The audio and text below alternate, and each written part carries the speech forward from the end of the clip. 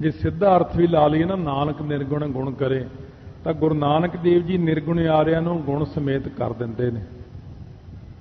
गुणवंतियां गुण दे जिन्हां दे कोल गुण हुंदा उन्हां ਨੂੰ होर गुण दे ਦਿੰਦੇ ਨੇ, ਕਹਿੰਦੇ ਇਹ ਬੰਦਾ ਅੱਛਾ ਇਹਨੂੰ ਹੋਰ गुण ਦਿਓ। तो जिवें बरसात हुंदी है ना, बरसात जदों हुंदी है जिथे बिल्कुल भी पानी नहीं खड़ा, जिन्हां छप्पड़ां विच उन्हां विच भी पानी पै जांदा, जिथे पहलां पानी है उत्थे होर पानी पै जांदा। इसे तरह ही गुरु नानक साहब जी जदों कथा करते हैं, आप किरपा करते हैं, तो जिन्हां कोल तां बिल्कुल कुछ भी नहीं, जिहड़े बिल्कुल नास्तिक जे ने, निशरदक ने, उन्हां विच शरधा पैदा कर दिंदे ने। हौली हौली वो भी बन जाते हैं श्रद्धालु गुरु घर दे। जिन्हां दे विच गुण हैगे ने उन्हां नूं होर गुण दे दिंदे ने, नाम दी बरखा करके होर भर दिंदे ने उन्हां नूं। पर एक गल है कि तेहा कोई ना सुझई, झज्जा अखर आउण करके भारा बन जाता बहुत है। वैसे तो झई अखर जिहड़ा है बहुत हल्का बनता है, झई, पर जदों ये पहला अखर कोई लग जाए ना, सुझ, फिर इउं बन जाए सुझई। अझूझ है वो जाप साहब च ना, झंझ है वो बोलना बहुत औखा है। आप वैसे आम तौर पर उत्थे जज्जा ही ज़्यादा वरतते हैं, अझूझ है झंझ है, पर है वो झज्जे दोवें, इस करके झज्जे दो बोलण लई थोड़ा जोर लगता। इत्थे भी तेहा कोई ना सुझई, ओह जिहा कोई नहीं सुझदा, कोई दिखदा नहीं। जे तिस गुण कोए करे, ਜਿਹੜਾ उस वाहिगुरु ते परोपकार करे, कि वाहिगुरु मैं तेरे ते परोपकार करदा। पुछो तो किसी नूं, ब्रह्मा विष्णु महेश नूं पुछो, माया नूं पुछो, देवी देवतियां नूं पुछो, पीरां पगंबरां नूं पुछो, औलियां मौलियां नूं पुछो, पुछो दुनिया च किसी नूं क्यों बई रब ते परोपकार करदा तूं? कोई कर सकदा रब दे उत्ते परोपकार? कोई नहीं कर सकदा। कोई कहे मैं गुरु ग्रंथ साहिब दे उत्ते परोपकार कर रहा रुमाला दे के, मैं चाण नहीं लियांदी, मैं सोना, ओए मिट्टी है, कुछ नहीं दे सकते आप महाराज नूं। कदे नहीं कहना कि मैं गुरुद्वारे नूं दे रहा, ये तो इन्हां दा ही है जिहड़ा आपां दिंदे। संबंध तो इन्हां दा ही हुंदा, जिहड़ा आपां खा रहे 90% बाकी दा वो भी इन्हां दा ही है। जिहड़े गुण दिते हुए ने आपां नूं वो भी इन्हां दे ही ने। अपने कोल की है? अपने कोल तो कुछ भी नहीं है। इस करके महाराज कहंदे ने ओह जिहा बंदा कोई नज़र नहीं आउंदा जिहड़ा परमात्मा दे उत्ते परोपकार कर सकदा होवे। परोपकार करना परमात्मा उत्ते बहुत औखा। किने करना? कोई नहीं कर सकता। सारे जने परमात्मा तो गुण लैंदे ने। इस करके महाराज कहंदे ने भाई उस अकाल पुरख दे अगे आपां सिर्फ इक्को ही बेनती करिए, किरपा करो दीन के दाते, मेरा गुण अवगुण ना विचार हो कोई, माटी का क्या धोपै स्वामी, मानस की गत ही। आपां तां किरपा ही मंगनी है हमेशा। आपां की परोपकार करने ने? ये अनजान बंदे हुंदे जिहड़े कहते मेरे पत्थर ते मेरा नाम लिखो, मेरा इत्थे नाम चमक जाए, ऐ हो जाए। पहला देख तां लो गल किहदे नाल कर रहे हैं। जिहड़ा सृष्टि का मालक है, जिन्हें सब कुछ दिता है, उस मालक नाल कदे ऐसी गल नहीं करनी। इसे पौड़ी दे एक वेदांतक अर्थ ने जिहड़े थोड़े जे है तो टेढ़े ढंग के अर्थ हुंदे जदों, क्योंकि आम जदों आपां ये चीज़ां नहीं सुनिया हुंदियां उदों आपां नूं बहुत औखे लगदे ने। फिर कल नूं आपां उन्हां अर्थां दी फिर विचार कर लांगे। पहला मेरा विचार यही बने ना सुणावां, क्योंकि जिन्हां ने वेदांत दीयां पुस्तकां नहीं पढ़ियां हुंदियां फिर उन्हां लई ते वो चीज़ां बहुत औखियां हो जांदियां। पर यह हुंदा ना भी जिवें कदे ना कदे कोई ना कोई फिर बंदा इहो जिहा हुंदा भी वो सुण भी लैण, नाले सुने बिना आपां नूं ज्ञान हुंदा ही नहीं। पर आपां जिन्नी पंजवीं पौड़ी विच जिन्ना सब कुछ सुन लिया उही कुछ आवेगा दोबारा, इन्ना औखा भी नहीं आउणा उहदे विच दोबारा। सो सतगुरु महाराज सच्चे पातशाह 8वीं पौड़ी विच श्रवण की महिमा नूं कथन करदिआं सिद्धां नूं दसदे, कहंदे श्रवण की महिमा दसो महाराज, सुणन दे नाल जिहड़ा किन्ना क महात्म मिलदा। आप जी ने कहा कि सुनिया फिर मन्निया, मन कीता भाओ, जां गावीए सुनिया मन रखीए भाओ। महाराज सच्चे पातशाह कहण लगे सुनिया सिद्ध पीर सुरनाथ, ਇਹਦੇ ਦੋ ਤਿੰਨ ਭਾਵ ਆਉਣੇ ਆ। ਇੱਕ ਤਾਂ ਸੁਣਨ ਨਾਲ ਕਹਿੰਦੇ ਦੇਖੋ ਜੇ ਸੁਣਾਂਗੇ ਨਹੀਂ ਫਿਰ ਪਤਾ ਨਹੀਂ ਲੱਗਣਾ ਸਿੱਧ ਕੌਣ ਹੈ।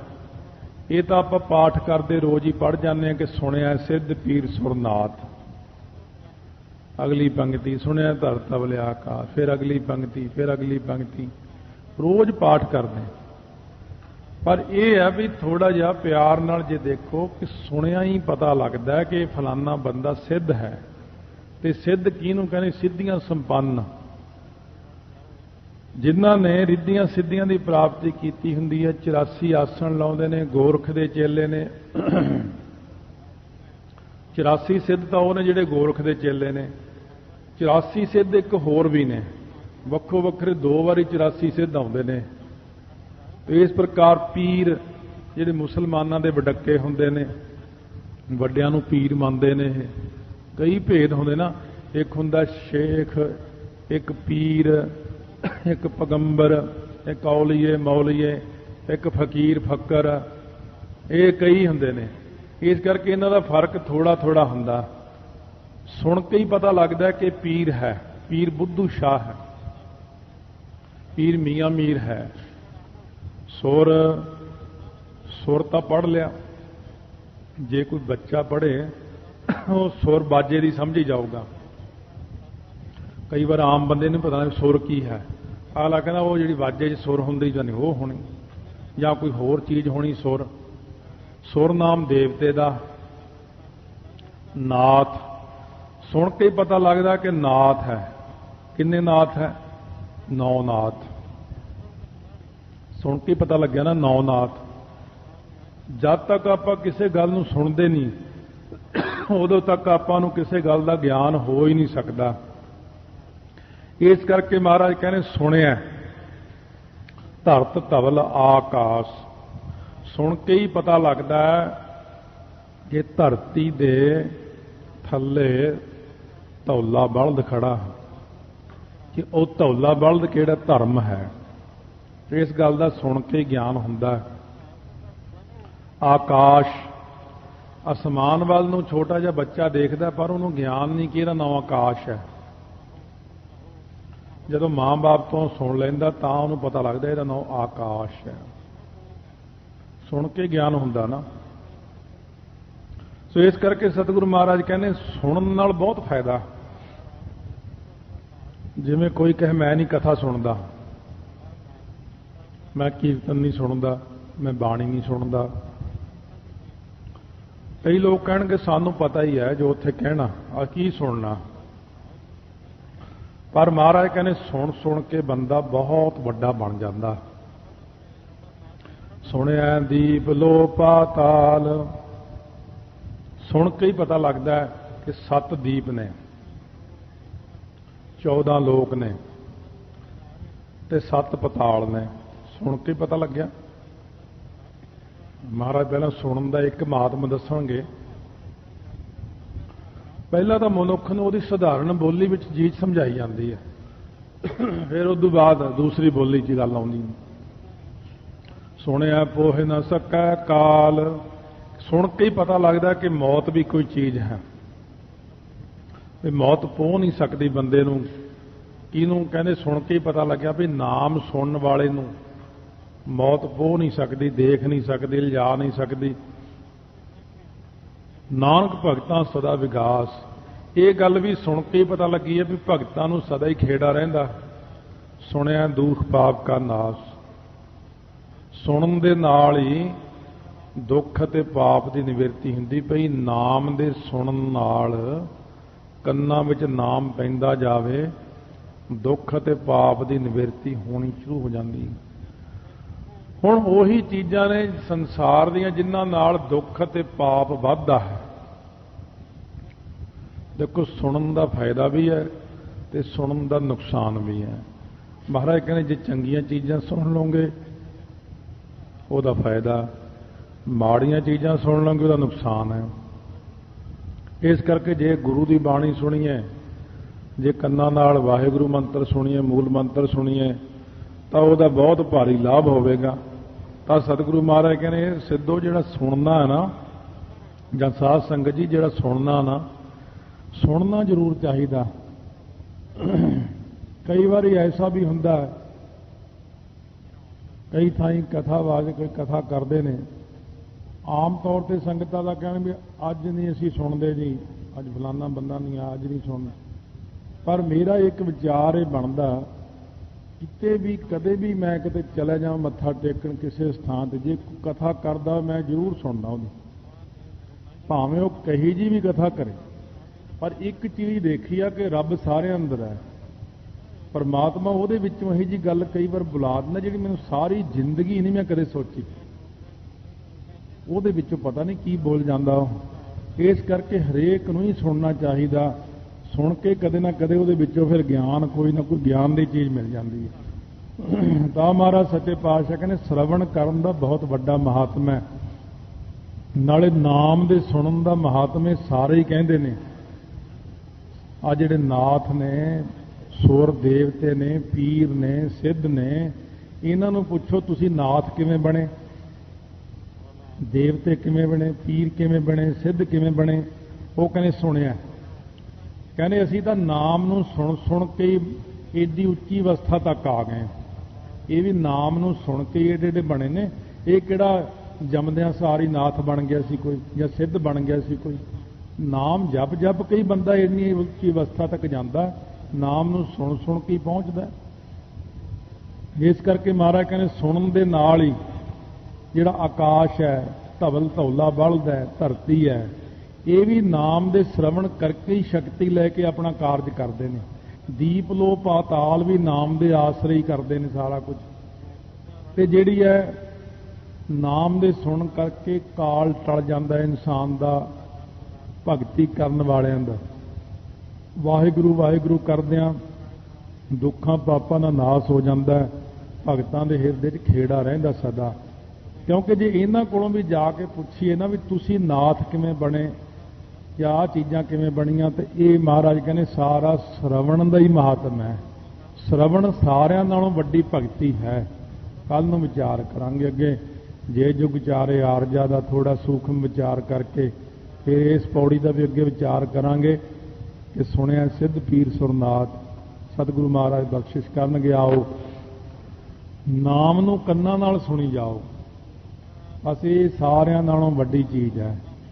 ਬਾਕੀ ਦੀਆਂ ਗੱਲਾਂ ਜਿਹੜੀਆਂ ਨੇ ਇਸ ਤੋਂ ਥੱਲੇ ਬਹੁਤ ਕੁਝ ਹੈਗਾ, ਇੱਥੇ ਧਿਆਨ ਕਰੋ, ਉੱਥੇ ਧਿਆਨ ਕਰੋ, ਆਹ ਗੱਲ ਕਰੋ, ਉਹ ਕਰੋ, ਸਾਰੀਆਂ ਗੱਲਾਂ ਨਾਲੋਂ ਸ਼੍ਰੋਮਣੀ ਜਿਹੜੀ ਆ ਨਾ, ਮਹਾਰਾਜ ਨੇ ਜਿਹੜੇ ਬਚਨ ਕੀਤੇ, ਗਾ ਵੀ ਹੈ, ਸੁਣੀ ਹੈ, ਮਨ ਰੱਖੀ ਹੈ ਭਾਓ, ਇਹ ਸਭ ਤੋਂ ਵੱਡੀ ਮਹਾਰਾਜ ਦੀ ਸਿੱਖਿਆ ਹੈ ਕਿ ਮੂੰਹ ਨਾਲ ਬੋਲੋ ਤੇ ਕੰਨਾਂ ਨਾਲ ਬਾਣੀ ਨੂੰ ਸੁਣੀ ਜਾਓ। ਵਾਹਿਗੁਰੂ ਵਾਹਿਗੁਰੂ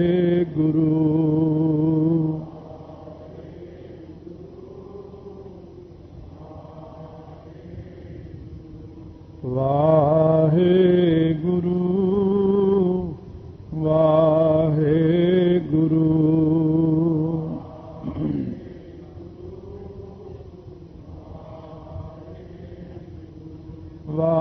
ਵਾਹਿਗੁਰੂ ਵਾਹਿਗੁਰੂ। ਪੌੜੀ ਤੇ ਆਪਣੇ ਤੇ ਕਿਰਪਾ ਕੀਤੀ ਸੀ। ਕੁਝ ਐਸੇ ਅਰਥ ਨੇ ਜਿਹੜੇ ਅੱਜ ਦੇ ਯੁੱਗ 'ਚ ਅਲੋਪ ਹੋਏ ਨੇ। ਕਿਉਂ?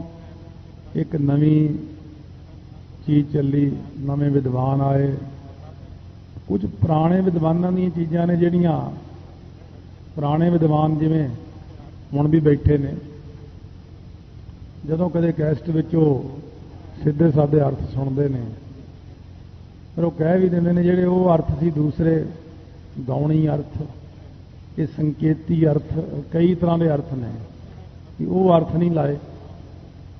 ਉਹਨਾਂ ਵਾਸਤੇ ਇਹੋ ਜਿਹੀ ਚੀਜ਼ ਲਾਉਣੀ ਪੈਂਦੀ ਹੈ। ਬਾਕੀ ਇਹ ਹੈ ਵੀ ਜਿਨ੍ਹਾਂ ਨੇ ਕੁਝ ਵਿਦਾਂਤ ਪੜ੍ਹਿਆ ਹੁੰਦਾ ਉਹਨਾਂ ਨੂੰ ਕੁਝ ਇਹਨਾਂ ਚੀਜ਼ਾਂ ਦੀ ਥੋੜ੍ਹੀ ਥੋੜ੍ਹੀ ਸਮਝ ਪੈਣ ਲੱਗ ਪੈਂਦੀ।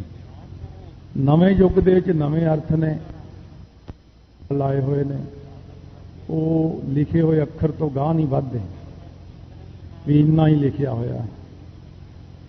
ਪਰ ਇਹਦੇ ਵਿੱਚੋਂ ਡੂੰਘਾ ਭਾਵ ਜਦੋਂ ਨਿਕਲਦਾ ਹੈ ਤਾਂ ਉਦੋਂ ਆਪਾਂ ਬਹੁਤ ਡੂੰਘਾ ਭਾਵ ਸੰਸਾਰੀ ਕੰਮਾਂ ਵਿੱਚ ਤਾਂ ਡੂੰਘਾ ਭਾਵ ਆਪਾਂ ਕੱਢ ਲੈਂਦੇ ਹਾਂ, ਪਰ ਜਦੋਂ ਗੁਰਬਾਣੀ ਵਿੱਚ ਆਉਂਦੀ ਗੱਲ ਉਦੋਂ ਡੂੰਘਾ ਭਾਵ ਨਿਕਲਣਾ ਔਖਾ ਹੋ ਜਾਂਦਾ। ਇਹ ਜੇ ਜੁਗ ਚਾਰੇ ਆਰਜਾ ਹੋਰ ਦਸੂਣੀ ਹੋਏ, ਪਹਿਲਾਂ ਸਿੱਧਾ ਨਾਲ ਚਰਚਾ ਹੋਣੀ। ਫਿਰ ਗੁਰੂ ਅੰਗਦ ਦੇਵ ਮਹਾਰਾਜ, ਬਾਬਾ ਲਹਿਣਾ ਜੀ ਦੇ ਰੂਪ ਵਿੱਚ ਹੋਰ ਗੁਰਸਿੱਖ ਪੁੱਛਦੇ ਨੇ, ਮਹਾਰਾਜ ਜੀ ਜੇ ਆਰਜ ਬਣਨਾ ਹੋਵੇ ਬੰਦੇ ਨੇ, ਸ੍ਰੇਸ਼ਟ ਬਣਨਾ ਸਾਰਿਆਂ ਨਾਲੋਂ, ਆਰਜ ਦਾ ਮਤਲਬ ਸ੍ਰੇਸ਼ਟ ਹੁੰਦਾ, ਤਾਂ ਆਪ ਕਿਰਪਾ ਕਰਕੇ ਦੱਸੋ ਵੀ ਫਿਰ ਕੀ ਕੀ ਸਾਧਨ ਕਰਨੇ ਚਾਹੀਦੇ ਨੇ। ਭਾਵ ਬਦਲ ਦਿੱਤੇ ਨੇ ਇੱਥੇ, ਜੇ ਜੁਗ ਚਾਰੇ ਆਰਜਾ। ਸਤਿਗੁਰੂ ਮਹਾਰਾਜ ਸੱਚੇ ਪਾਤਸ਼ਾਹ ਫਰਮਾਉਂਦੇ ਜੇ ਆਰਜ ਸ੍ਰੇਸ਼ਟ ਬਣਨਾ ਹੈ ਤਾਂ ਚਾਰ ਜਿਹੜੇ ਨੇ, ਸ਼ਰਵਣ, ਮੰਨਣ, ਨਿਧਿਆਸਣ, ਤਤਪੰਗ ਦਾ ਸੋਧਨ ਕਰਨਾ, ਇਹ ਚਾਰ ਚੀਜ਼ਾਂ ਆ ਜਾਂਦੀਆਂ ਨੇ। ਫਿਰ ਇਹ ਜਿਹੜੇ ਚਾਰ ਨੇ, ਵਿਰਾਗ, ਵਿਵੇਕ, ਖੜਸਮਤੀ, ਮੋਖ ਇੱਛਾ, ਇਹਦੀ ਵਿਆਖਿਆ ਦੀ ਲੋੜ ਨਹੀਂ, ਕਿਉਂਕਿ ਇਹ ਆਪਾਂ ਪਹਿਲਾਂ ਹੀ ਕਰ ਚੁੱਕੇ ਹਾਂ। ਇਸ ਕਰਕੇ ਜਿਹੜੀ ਪਹਿਲਾਂ ਵਿਆਖਿਆ ਕੀਤੀ ਹੁੰਦੀ ਉਹਦੀ ਇਹੀ ਮੌਜ ਰਹਿੰਦੀ ਹੈ ਕਿ ਬਾਅਦ ਵਿੱਚ ਉਹਨੂੰ ਦੁਬਾਰਾ ਵਿਆਖਿਆ ਕਰਨ ਦੀ ਲੋੜ ਨਹੀਂ ਪੈਂਦੀ। ਸ਼ਰਵਣ, ਮੰਨਣ, ਅਧਿਆਸਣ, ਤਤਪੰਗ ਦਾ ਸੋਧਨ ਵੀ ਆਪਨੇ ਸੁਣਿਆ, ਉਹ ਵੀ ਆਪਾਂ ਪੰਜਵੀਂ ਪੌੜੀ ਸਾਰਾ ਕੁਝ ਕਰ ਚੁੱਕੇ ਹਾਂ।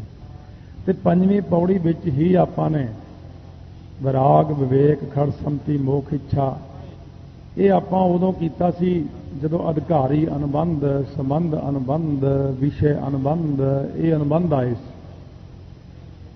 ਸੋ ਸਤਿਗੁਰੂ ਮਹਾਰਾਜ ਕਹਿੰਦੇ ਨੇ ਜੇ ਸ੍ਰੇਸ਼ਟ ਬਣਨਾ ਹੈ ਤਾਂ ਜਿਹੜੇ ਚਾਰ ਸਾਧਨ ਨੇ ਇਹਨਾਂ ਦੇ ਯੁੱਗ ਤੋਂ ਭਾਵ ਸੰਯੁਕਤ ਹੋ ਕੇ ਜਦੋਂ ਜੀਵ ਚੱਲਦਾ ਹੈ, ਵਿਰਾਗ ਵਿੱਚ, ਵਿਵੇਕ ਵਿੱਚ, ਖੜਸਮਤੀ ਵਿੱਚ, ਮੋਖ ਇੱਛਾ ਵਿੱਚ, ਇਹਦੇ ਸੰਯੁਕਤ ਹੋ ਕੇ ਚੱਲਦਾ ਹੈ, ਫਿਰ ਉਹਦੇ ਨਾਲ ਕੀ ਵਰਤਦੀ ਹੈ, ਹੋਰ ਦਸੂਣੀ ਹੋਏ।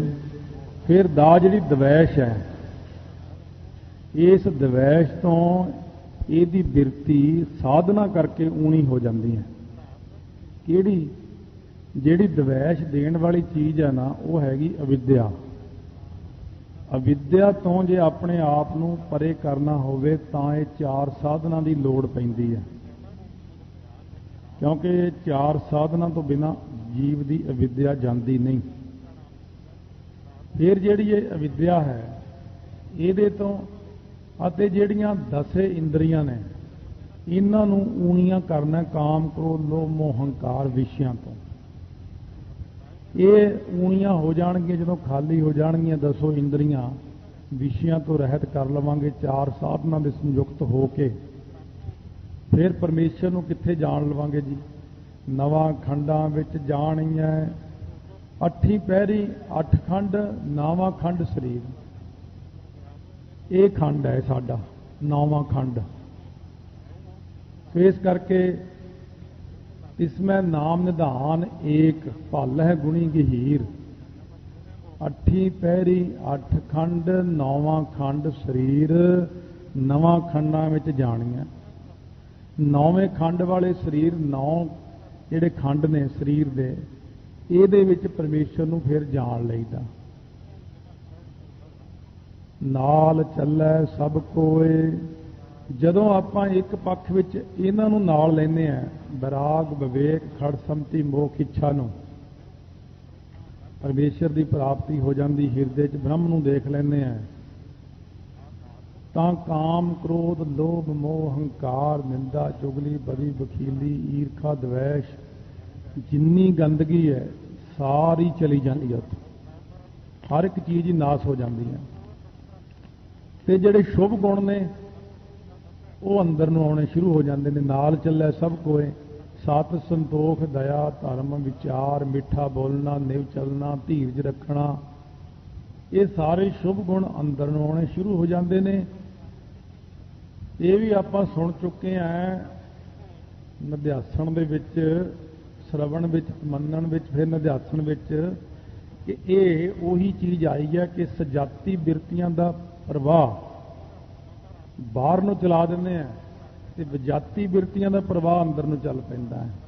ਤਿਆਗਣੇ ਯੋਗ ਚੀਜ਼ ਜਿਹੜੀ ਤਿਆਗਣੀ ਆ ਉਹਦਾ ਤਿਆਗ ਕਰ ਦਿੰਦੇ ਨੇ। ਕਾਮ ਤਿਆਗਣਾ, ਤਿਆਗਣ ਨੀਕਾ, ਕਾਮ ਕ੍ਰੋਧ ਲੋਭ ਮੋਹ ਤਿਆਗਣਾ, ਇਹਦਾ ਤਿਆਗ ਹੋਣਾ ਸ਼ੁਰੂ ਹੋ ਜਾਂਦਾ। ਲੱਭ ਲੋਭ ਅਹੰਕਾਰ ਤਾਜ ਤ੍ਰਿਸ਼ਨਾ, ਇਹਦਾ ਤਿਆਗ ਹੋ ਗਿਆ। ਤੇ ਗ੍ਰਹਿਣ ਕਰਨ ਵਾਲੀਆਂ ਚੀਜ਼ਾਂ ਜਿਹੜੀਆਂ ਨੇ ਉਹਨਾਂ ਨੂੰ ਗ੍ਰਹਿਣ ਕਰਨਾ ਸ਼ੁਰੂ ਕਰਨੇ। ਰੇ ਮਨ ਐਸੋ ਕਰ ਸੰਨਿਆਸਾ, ਮਨ ਸੇ ਸਦਨ ਸਭੈ ਕਾ ਸਮਝੋ, ਮਨ ਹੀ ਮਾਹੇ ਉਦਾਸਾ। ਇਹ ਸਾਰਾ ਸ਼ਬਦ ਇਸ ਕਰਕੇ ਵਿਜਾਤੀ ਤੇ ਸਜਾਤੀ ਬਿਰਤੀਆਂ ਦੇ ਪ੍ਰਵਾਹ ਅੰਦਰ ਬਾਹਰ ਨੂੰ ਆਪਣੇ ਆਪ ਹੀ ਸ਼ੁਰੂ ਹੋ ਜਾਂਦੇ ਨੇ। ਕਿਉਂਕਿ ਜਿਵੇਂ ਦਿਲ ਦੀਆਂ ਜਿਹੜੀਆਂ ਮੁੱਖ ਨਾੜਾਂ ਨੇ ਸਪਲਾਈ ਕਰਦੀਆਂ, ਜੇ ਇਹਨਾਂ ਦੇ ਵਾਲਵ ਬੰਦ ਹੋ ਜਾਣ ਇੱਕ ਵਾਰੀ, ਜਾਂ ਖੂਨ ਆਉਣਾ ਜਾਣਾ ਬੰਦ ਹੋ ਜੇ, ਤਾਂ ਦਿਲ ਦੇ ਉੱਤੇ ਬੜਾ ਭੈੜਾ ਅਸਰ ਪੈਂਦਾ। ਦਿਲ ਦੇ ਵਿੱਚ ਵੀ ਇਹੀ ਚੀਜ਼ ਹੈ, ਸਜਾਤੀ ਤੇ ਵਿਜਾਤੀ ਪ੍ਰਵਾਹ ਚੱਲਦਾ। ਇੱਕ ਪਾਸੇ ਗੰਦਾ ਖੂਨ ਆਉਂਦਾ, ਇੱਕ ਪਾਸੇ ਸਾਫ਼ ਹੋ ਕੇ ਜਾਂਦਾ। ਗੁਰਦਿਆਂ ਵਿੱਚ ਵੀ ਸਜਾਤੀ ਵਿਜਾਤੀ ਪ੍ਰਵਾਹ ਹੀ ਚੱਲਦਾ। ਇਹਨੂੰ ਕਦੇ ਆਪਾਂ ਧਿਆਨ ਨਾਲ ਦੇਖਿਆ ਨਹੀਂ। ਸਜਾਤੀ ਤੇ ਵਿਜਾਤੀ ਆਪਣਾ ਸਵਾਸ ਵੀ ਇਹੀ ਕਿਰਿਆ ਕਰਦਾ ਹੈ। ਜਦੋਂ ਤਾਂ ਆਪਾਂ ਅੰਦਰ ਨੂੰ ਸਵਾਸ ਲੈ ਕੇ ਜਾਂਦੇ ਹਾਂ, ਆਕਸੀਜਨ ਜਾਂਦੇ ਹਾਂ, ਉਦੋਂ ਵਿਜਾਤੀ ਪ੍ਰਵਾਹ ਚੱਲਦਾ ਜਿਹੜਾ ਸਾਨੂੰ ਤਾਕਤ ਦਿੰਦਾ। ਜਦੋਂ ਬਾਹਰ ਨੂੰ ਕਾਰਬਨ ਡਾਈਆਕਸਾਈਡ ਬਾਹਰ ਨੂੰ ਕੱਢਦੇ ਹਾਂ, ਉਦੋਂ ਸਜਾਤੀ ਪ੍ਰਵਾਹ ਵਿਜਾਤੀ ਚੱਲਦਾ ਫਿਰਦਾ। ਤੇ ਇਸ ਕਰਕੇ ਮਹਾਰਾਜ ਕਹਿੰਦੇ ਨੇ ਫਿਰ ਚੰਗੇ ਗੁਣਾਂ ਨੂੰ ਗ੍ਰਹਿਣ ਕਰਨਾ ਸਜਾਤੀ ਤੇ ਵਿਜਾਤੀ ਹੁੰਦਾ, ਮਾੜੇ ਔਗੁਣਾਂ ਨੂੰ ਬਾਹਰ ਕੱਢ ਦੇਣਾ। ਚੰਗਾ ਨਾਉ ਰਖਾਏ ਕੈ, ਫਿਰ ਜਦੋਂ ਇਹੀ ਜੀ ਅਵਸਥਾ ਦਾ ਮਾਲਕ ਹੋ ਜਾਂਦਾ ਹੈ, ਚੰਗਾ ਨਾਉ ਵੱਧ ਤੋਂ ਵੱਧ ਉਹਦਾ ਕੀ ਹੈ? ਨਾਨਕ ਬ੍ਰਹਮ ਗਿਆਨੀ ਆਪ ਪਰਮੇਸ਼ਰ ਜੀਵ ਨੂੰ ਕਹਿਣ ਲੱਗ ਜਾਂਦੇ ਨੇ ਕਿ ਬ੍ਰਹਮ ਗਿਆਨ ਵਿੱਚ ਜਦੋਂ ਜੀਵ ਚਲਿਆ ਗਿਆ, ਇਹਨਾਂ ਚਾਰਾਂ ਸਾਧਨਾ ਕਰਕੇ ਨਵਾਂ ਖੰਡਾਂ ਵਾਲੇ ਸਰੀਰ ਵਿੱਚ ਦਰਸ਼ਨ ਹੋ ਗਏ, ਤਾਂ ਉਹਨੂੰ ਕਹਿੰਦੇ ਨੇ ਚੰਗਾ ਨਾਮ ਰਖਾਏ ਕੈ। ਨਾਨਕ ਬ੍ਰਹਮ ਗਿਆਨੀ ਆਪ ਪਰਮੇਸ਼ਰ ਨਾਮ ਰਖਾ ਕੇ ਜਸ ਕੀਰਤ ਜਗ ਲੈ। ਫਿਰ ਸੰਸਾਰ ਦੇ ਅੰਦਰ ਜਸ ਹੁੰਦਾ, ਪਰਲੋਕ ਵਿੱਚ ਉਹਦੀ ਕੀਰਤੀ ਹੁੰਦੀ, ਜਿਉਂਦਿਆਂ ਜਸ ਹੁੰਦਾ। ਪੂਰਨ ਬ੍ਰਹਮ ਗਿਆਨ 'ਚ ਜਾ ਕੇ ਕੋਈ ਲਾਲਚ, ਕੋਈ ਤ੍ਰਿਸ਼ਨਾ, ਕੋਈ ਵਿਸ਼ੇ, ਇਹੀ ਜੀ ਕੋਈ ਚੀਜ਼ ਨਹੀਂ ਰਹਿੰਦੀ, ਸਭ ਖਤਮ ਹੋ ਜਾਂਦੀਆਂ ਨੇ। ਤਾਂ ਮਹਾਰਾਜ ਸੱਚੇ ਪਾਤਸ਼ਾਹ ਕਹਿਣਗੇ ਜੇ ਤਿਸ ਨਦਰ ਨਾ ਆਵਈ, ਜੇ ਤੋਂ ਭਾਵ ਜਿਹੜੀ ਤਿਸ ਤ੍ਰਿਸ਼ਨਾ ਨਾ ਉਹਦੇ ਅੰਦਰ ਨਜ਼ਰ ਹੀ ਨਹੀਂ ਆਉਂਦੀ। ਤ੍ਰਿਸ਼ਨਾ ਸਰੀਰ ਤੋਂ ਲੈ ਕੇ ਪੈਰਾਂ ਤੱਕ ਸਾਰੀ ਤ੍ਰਿਸ਼ਨਾ ਹੀ ਮੁੱਕ ਜਾਂਦੀ ਹੈ ਉਹਦੇ ਅੰਦਰੋਂ। ਜੇ ਚਾਰਾਂ ਸਾਧਨਾਂ ਦੇ ਸੰਯੁਕਤ ਹੋ ਕੇ ਇੱਕ ਵਾਰ ਕੰਮ ਸ਼ੁਰੂ ਕਰ ਦਈਏ ਤਾਂ ਨੌ ਖੰਡਾਂ ਵਾਲੇ ਸਰੀਰ ਅੰਦਰ ਇੱਕ ਵਾਰ ਵਾਹਿਗੁਰੂ ਨੂੰ ਦੇਖ ਲਈਏ ਤਾਂ ਤ੍ਰਿਸ਼ਨਾ ਨਾਮੇ ਚੀਜ਼ ਉੱਥੇ ਰਹਿੰਦੀ ਹੀ ਨਹੀਂ। ਕਿਉਂਕਿ ਮਾਇਆ ਦੀ ਸ਼ਕਤੀ ਹੈ ਤ੍ਰਿਸ਼ਨਾ, ਜਿੰਨੀ ਮਰਜ਼ੀ ਆ ਜੇ ਬੰਦੇ ਦਾ ਮਨ ਭਰਦਾ ਨਹੀਂ। ਪਰ ਬ੍ਰਹਮ ਗਿਆਨੀ ਇਸ ਤ੍ਰਿਸ਼ਨਾ ਤੋਂ ਦੂਰ ਹੋ ਜਾਂਦੇ ਨੇ। ਉਹਨਾਂ ਦੇ ਮਨ ਦੇ ਅੰਦਰ ਇੱਕੋ ਹੀ ਲਾਲਸਾ ਬਣੀ ਰਹਿੰਦੀ ਹੈ ਕਿ ਵੱਧ ਤੋਂ ਵੱਧ ਨਾਮ ਜਪੀਏ। ਬ੍ਰਹਮ ਗਿਆਨੀ ਬਣ ਕੇ ਵੱਧ ਤੋਂ ਵੱਧ ਪਰਉਪਕਾਰ ਕਰਦੇ ਨੇ, ਸੰਸਾਰ ਦਾ ਭਲਾ ਕਰਦੇ ਨੇ, ਆਪ ਜਪਿਆ ਰਹਿ ਨਾਮ ਜਪਾਵੇ ਦੀ ਕਿਰਿਆ ਨੂੰ ਕਰਦੇ ਨੇ। ਇਸ ਕਰਕੇ ਤਾਂ ਬਾਤ ਨਾ ਪੁੱਛੈ ਕਿ ਇਹ ਤਿੰਨ ਚੀਜ਼ਾਂ ਹੁੰਦੀਆਂ ਨੇ, ਵਾਏ ਪਿੱਤ ਕਫ। ਵਾਏ ਤੋਂ ਵਾਤ, ਵਾਤ ਤੋਂ ਹੁੰਦੀ ਹੈ ਪੌਣ ਹਵਾ। ਕਿਸੇ ਦੇ ਸਰੀਰ ਵਿੱਚ ਵਾਤ ਦਾ ਵਾਧਾ ਹੋ ਜਾਂਦਾ, ਉਹਦੇ ਸਰੀਰ ਨੂੰ ਵਾਤ ਨੁਕਸਾਨ ਦੇਣ ਲੱਗ ਜਾਂਦੀ। ਵਾਤ ਕਹਿੰਦੇ ਨੇ ਪੌਣ ਨੂੰ। ਪੌਣ ਹੁੰਦੀ ਵਾਸ਼ਨਾ ਦੀ, ਤੇ ਜਿਹੜੀ ਵਾਸ਼ਨਾ ਨਾ ਤਾਂ ਵਾਤ ਨਾ ਪੁੱਛੈ ਕਿ ਕੀ ਪੁੱਛਦੇ ਹੋ? ਕਹਿੰਦੇ ਫਿਰ ਉੱਥੇ ਕੋਈ ਵਾਸ਼ਨਾ ਰਹਿੰਦੀ ਹੀ ਨਹੀਂ। ਕੀਟਾ ਅੰਦਰ ਕੀਟ ਕਰ, ਜਿਹੜੀ ਹੁੰਦੀ ਹੈ ਨਾ ਮੈਲ, ਕੀਟ ਮੈਲ ਨੂੰ ਕਹਿੰਦੇ ਕੀਟਾ। ਕੀਟਾ ਮੈਲ ਕਿਹੜੀ ਹੁੰਦੀ ਹੈ? ਜਿਹੜੀ ਆਪਣੇ ਅੰਦਰ ਮਲ ਵਿਖੇਪ ਅਵਰਨ ਦੀ ਮੈਲ ਹੈ। ਇਹਨੂੰ ਕੀਟ ਅਰਥ ਹੁੰਦਾ ਕੱਟਣਾ। ਆਪਣੇ ਅੰਦਰ ਦੀ ਮਲ ਵਿਖੇਪ ਅਵਰਨ ਦੀ ਮੈਲ ਨੂੰ ਕੱਟ ਕੇ ਆਪਣੇ ਆਪ ਨੂੰ ਇੰਨਾ ਸ਼ੁੱਧ ਕਰ ਲੈਂਦੇ ਨੇ। ਦੋਸ਼ੀ ਦੋਸ਼ ਧਰੇ, ਦੋਸ਼ੀ ਜਿਹੜੇ ਕਾਮ ਕ੍ਰੋਧ ਲੋਭ ਮੋਹ ਹੰਕਾਰ ਨੇ, ਉਹ ਉਲਟਾ ਕੇ ਬ੍ਰਹਮ ਗਿਆਨੀ ਵਿੱਚ ਦੋਸ਼ ਧਰਨ ਲੱਗ ਜਾਂਦੇ ਨੇ। ਕਿਵੇਂ? ਜਿਵੇਂ ਕੋਈ ਬੰਦਾ ਗੁਰਦੁਆਰਾ ਮੋਤੀ ਬਾਗ, ਮੈਂ ਵੈਸੇ ਹੀ ਗੱਲ ਕਰ ਰਿਹਾ, ਉੱਥੇ ਕੋਈ ਬੰਦਾ ਜੁੱਤੀ ਚੱਕ ਕੇ ਲੈ ਗਿਆ, ਫੜਿਆ ਗਿਆ, ਕੁੱਟ ਪਈ, ਮੁੜ ਕੇ ਇੱਥੇ ਆ ਗਿਆ। ਇੱਥੇ ਆ ਕੇ ਦੇਖੋ ਜੀ ਮੋਤੀ ਬਾਗ ਕਿੰਨਾ ਪ੍ਰਬੰਧ ਮਾੜਾ, ਦੇਖੋ ਜੀ ਉੱਥੇ ਤਾਂ ਸਾਰੇ ਮਾੜੇ ਨੇ ਜੀ, ਮੈਨੂੰ ਬੜਾ ਕੁੱਟਿਆ ਜੀ, ਮੈਨੂੰ ਐਂ ਕੀਤਾ ਜੀ। ਉਹਨੇ ਆਪਣੀ ਗੱਲ ਨਹੀਂ ਦੱਸਣੀ ਕਿ ਮੈਂ ਉੱਥੇ ਜੁੱਤੀ ਚੱਕੀ ਸੀ। ਉੱਥੇ ਦੇ ਪ੍ਰਬੰਧ ਨੂੰ ਮਾੜਾ ਕਹੇਗਾ, ਸੰਗਤ ਨੂੰ ਮਾੜਾ ਕਹੇਗਾ, ਲੋਕਾਂ ਨੂੰ ਮਾੜਾ ਕਹੇਗਾ। ਇਸ ਪ੍ਰਕਾਰ ਜਿਹੜੇ ਦੋਸ਼ੀ ਨੇ ਉਲਟਾ ਕੇ ਉਲਟ ਦੋਸ਼ ਧਰਦੇ ਨੇ, ਉਲਟਾ ਚੋਰ ਕੁਤਵਾਲ ਕੋ ਡਾਂਟੇ। ਇਸੇ ਤਰ੍ਹਾਂ ਇੱਥੇ ਕਾਮ, ਕ੍ਰੋਧ, ਲੋਭ, ਮੋਹ, ਹੰਕਾਰ ਉਲਟਾ ਕੇ ਬ੍ਰਹਮ ਗਿਆਨੀ ਜੀ ਦੋਸ਼ ਇਹ ਲਾਉਂਦੇ ਨੇ। ਉਹ ਕਹਿੰਦੇ ਨੇ ਇਹ ਨੇਤਰੋ ਮੇਰਿਓ ਹਰ ਤੁਮ ਮੈਂ ਜੋਤ ਤਰੀ ਹਰ ਬਿਨ ਅਵਰ ਨਾ ਦੇਖੋ। ਕੋਈ ਤਾਂ ਇਹ ਕਰਨ ਲੱਗ ਪਿਆ, ਇਹ ਸਰਵਣੋ ਮੇਰਿਓ ਸਾਚਾ ਸੁਣਨ ਨੂੰ ਬਿਠਾਏ। ਚੰਗਾ ਭਲਾ ਨਿੰਦਾ ਚੁਗਲੀ ਸੁਣਦਾ ਸੀ, ਹੁਣ ਬਾਣੀ ਸੁਣਨ ਲੱਗ ਪਿਆ। ਉਹ ਉਲਟਾ ਦੋਸ਼ ਧਰਦੇ ਨੇ ਇਹਦੇ ਤੇ। ਚੰਗਾ ਭਲਾ ਇਹਦੇ ਹਿਰਦੇ 'ਚ ਅਸੀਂ ਵਸਦੇ ਸੀ, ਜਿਵੇਂ ਕਿਰਾਏਦਾਰ 25-30 ਸਾਲ ਤੋਂ ਬੈਠਾ, ਉਹਨੂੰ ਫੜ ਕੇ ਬਾਹਰ ਕੱਢ ਦਈਏ। ਉਹ ਉਲਟਾ ਮਾਲਕ ਮਕਾਨ ਨੂੰ ਸੜਕ ਤੇ ਖੜ ਕੇ ਗਾਲਾਂ, ਲੋਕ ਕਹਿਣ ਵੀ ਤੈਨੂੰ ਕੀ ਹੋ ਗਿਆ? ਕਹਿੰਦਾ ਦੱਸੋ ਜੀ, ਸਾਨੂੰ ਬੱਚਿਆਂ ਸਮੇਤ ਕੱਢਤਾ ਇੱਥੇ। ਜਾਂ ਮਾਲਕ ਮਕਾਨ ਨੂੰ ਪੁੱਛਿਆ, ਕਹਿੰਦਾ ਕਬਜ਼ਾ ਹੀ ਕਰਕੇ ਬਹਿ ਗਿਆ, ਮੈਂ ਤਰਸ ਕਰਕੇ ਇਹਨਾਂ ਮਕਾਨ ਦਿੱਤਾ। ਉਹ ਕਾਮ, ਕ੍ਰੋਧ, ਲੋਭ, ਮੋਹ, ਹੰਕਾਰ ਨੂੰ ਬ੍ਰਹਮ ਗਿਆਨੀ ਨੇ ਜਦੋਂ ਬਾਹਰ ਕੱਢਿਆ, ਬਾਹਰ ਖੜ ਕੇ ਰੌਲਾ ਪਾਉਂਦੇ ਨੇ, ਕਹਿੰਦੇ ਦੇਖੋ ਜੀ, ਨੈਣ ਨਾ ਦੇਖਿਆ ਸਾਧ ਸੇ ਨੈਣ ਬਿਹਾਲਿਆ। ਦੋਸ਼ ਲਾਉਣ, ਆਪਣੇ ਉਲਟ ਦੋਸ਼ ਲਾਉਂਦੇ ਨੇ। ਇਸ ਕਰਕੇ ਮਹਾਰਾਜ ਕਹਿੰਦੇ ਦੋਸ਼ੀ ਜਿਹੜੇ ਨੇ ਉਹ ਉਲਟਾ ਦੋਸ਼ ਲਾਉਂਦੇ ਨੇ। ਹੁਣ ਲਾਈ ਜਾਓ, ਅਸੀਂ ਤਾਂ ਤੁਹਾਨੂੰ ਕੱਢ ਕੇ ਬਾਹਰ ਮਾਰਿਆ।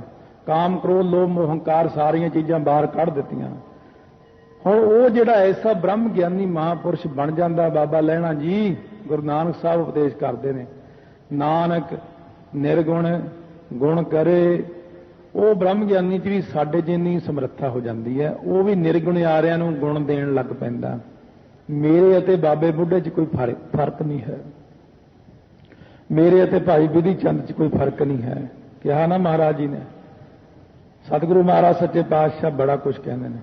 ਕਹਿੰਦੇ ਲਓ ਬਈ, ਜਿਹਨੇ ਸਾਡੇ ਦਰਸ਼ਨ ਕਰਨੇ ਨੇ, ਜੇ ਅਸੀਂ ਨਾ ਮਿਲੀਏ ਭਾਈ ਬਿਧੀ ਚੰਦ ਦੇ ਦਰਸ਼ਨ ਕਰ ਲਿਆ ਕਰੋ। ਸਾਡੇ ਦਰਸ਼ਨਾਂ ਜਿੰਨਾ ਹੀ ਫਲ ਹੈ ਮੇਰੇ ਪਿਆਰੇ ਦਾ। ਨਿਰਗੁਣ ਆਰਿਆਂ ਨੂੰ ਗੁਣ ਦਿੰਦੇ ਨੇ ਸੱਚੇ ਪਾਤਸ਼ਾਹ, ਕਿਉਂਕਿ ਬ੍ਰਹਮ ਗਿਆਨੀ ਆਪ ਪਰਮੇਸ਼ਰ ਦੇ ਰੂਪ ਵਿੱਚ ਹੋ ਜਾਂਦਾ। ਜਿਨ੍ਹਾਂ ਵਿੱਚ ਗੁਣ ਨਹੀਂ ਹੁੰਦੇ ਉਹਨਾਂ ਨੂੰ ਗੁਣ ਦੇ ਦਿੰਦੇ ਨੇ। ਜਿਵੇਂ ਸਾਡੇ ਵਰਗੇ ਰੁਲਦੇ ਫਿਰਦੇ ਸੀ, ਮਹਾਂਪੁਰਸ਼ਾਂ ਕੋਲ ਚਲੇ ਗਏ, ਉਹਨਾਂ ਨੇ ਸਾਨੂੰ ਕਥਾ ਦਾ ਗੁਣ ਦੇਤਾ।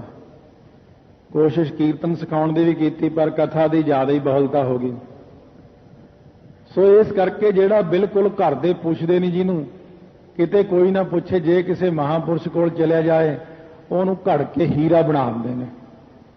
ਉਹ 'ਚ ਗੁਣ ਹੀ ਗੁਣ ਭਰ ਦਿੰਦੇ ਨੇ। ਗੁਣਵੰਤਿਆਂ ਗੁਣ ਦੇ, ਜੇ ਕੋਈ ਪਹਿਲਾਂ ਤੋਂ ਹੀ ਗੁਣ ਵਾਲਾ, ਉਸ ਬੰਦੇ ਨੂੰ ਬ੍ਰਹਮ ਗਿਆਨੀ ਕਹਿੰਦਾ ਹੋਰ ਗੁਣ ਲੈ ਲੈ ਭਾਈ, ਉਹਨੂੰ ਹੋਰ ਗੁਣ ਦਿੰਦੇ ਨੇ।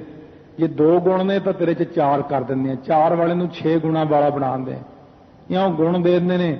ਤੇਹਾ ਕੋਈ ਨਾ ਸੁਝਈ ਜੇ ਤਿਸ ਗੁਣ ਕੋ, ਉਹ ਜਿਹਾ ਨਹੀਂ ਕੋਈ ਸੁਝਦਾ ਜਿਹੜਾ ਬ੍ਰਹਮ ਗਿਆਨੀ ਦੇ ਉੱਤੇ ਪਰਉਪਕਾਰ ਕਰੇ, ਜਿਹੜਾ ਬ੍ਰਹਮ ਗਿਆਨੀ ਨੂੰ ਕਹੇ ਮੈਂ ਤੇਰੇ ਉੱਤੇ ਪਰਉਪਕਾਰ ਕਰਦਾ ਹਾਂ। ਜਿਵੇਂ ਭਾਈ ਗੜੀਆ ਸੀ, ਭਾਈ ਦੌਲੇ ਨੇ ਜਦੋਂ ਉਹਦੇ ਕੋਲੋਂ ਪਾਠ ਸੁਣਿਆ ਸ੍ਰੀ ਸੁਖਮਨੀ ਸਾਹਿਬ ਦਾ, ਦੇਖਿਆ ਭਾਈ ਗੜੀਏ ਦੀ ਜੁੱਤੀ ਟੁੱਟੀ ਹੋਈ ਹੈ, ਤੁਰਿਆ ਜਾ ਰਿਹਾ। ਮੁਸਲਮਾਨ ਫਕੀਰ ਸੀ ਦੌਲਾ, ਮਿੱਤਰ ਉਹਦਾ। ਕਹਿੰਦਾ ਵੀ ਜੁੱਤੀ ਸਿੱਖ ਦੀ ਟੁੱਟੀ ਹੋਈ ਹੈ, ਬਈ ਬੜਾ ਤਰਸ ਆਇਆ ਮਨ 'ਚ।